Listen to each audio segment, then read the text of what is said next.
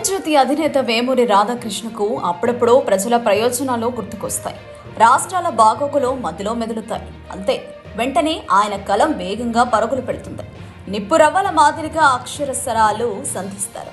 అతడితో ఉన్న అసలు పాత్రికేయుడిని బయటపెడుతుంది. ఆ రోజున రాధాకృష్ణకు ఎటువంటి రాజకీయాలు ఉండవు. ఎవరిని ఉపేక్షించరు.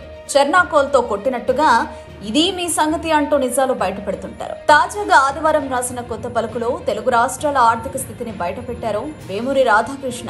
కేసీఆర్ అధికారంలో ఉన్నప్పుడు తెలంగాణ రాష్ట్రం ఆర్థికంగా చితికిపోయిందని, చంద్రబాబు పసుపు కుంకుమ వల్ల ఆర్థికంగా భారం పడిందని, జగన్మోహన్ రెడ్డి పంచుడు పథకాల వల్ల మరింత దారుణంగా మారిందని, ఇప్పుడు చంద్రబాబు కూడా అదే దారిలో వెళుతున్నారని, జగన్ మద్యం ఆదాయాన్ని రకరకాల మార్గాలకు మళ్లిస్తే చంద్రబాబు గనుల ఆదాయాన్ని తాకట్టు పెట్టారని, చివరికి రోడ్లు వేసే పరిస్థితి కూడా లేదని, ఇలా చెప్పుకుంటూ పోతే రెండు తెలుగు రాష్ట్రాల్లో పరిస్థితి దారుణంగా ఉందని వేమూరి రాధాకృష్ణ వ్యాఖ్యానించారు.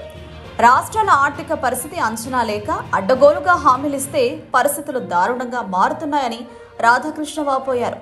వాస్తవానికి రాధాకృష్ణ మాట్లాడిన మాటల్లో నిజం ఉంది.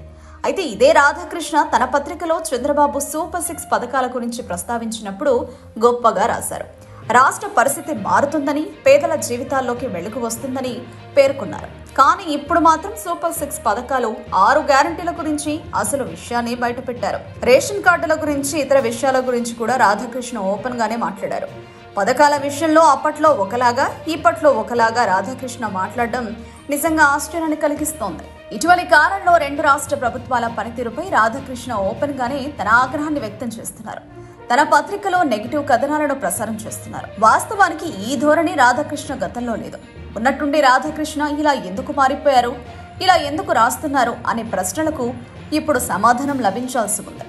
ఈ మొత్తం వ్యాసంలో భారతీయ జనతా పార్టీకి రాధాకృష్ణ మినహాయింపు ఇవ్వడం విశేషం. పంచుడు పథకాల గురించి నెగిటివ్ ధోరణిలో మాట్లాడిన రాధాకృష్ణ తన పత్రిక సర్క్యులేషన్ పెంచడానికి లక్కీ డ్రా అనే స్కీమ్ ఎందుకు పెడుతున్నట్టు? ఆయన పత్రికలో దమ్మున వార్తలే ప్రసారం అవుతున్నాయి కదా, అలాంటప్పుడు పాఠకులు విరగబడి పత్రికను కొంటారు కదా. ఇదే సూత్రం రాజకీయ పార్టీలకు కూడా వర్తిస్తుంది. ఈ చిన్న లాజిక్ రాధాకృష్ణ ఎలా మిస్ అయ్యారో మరి.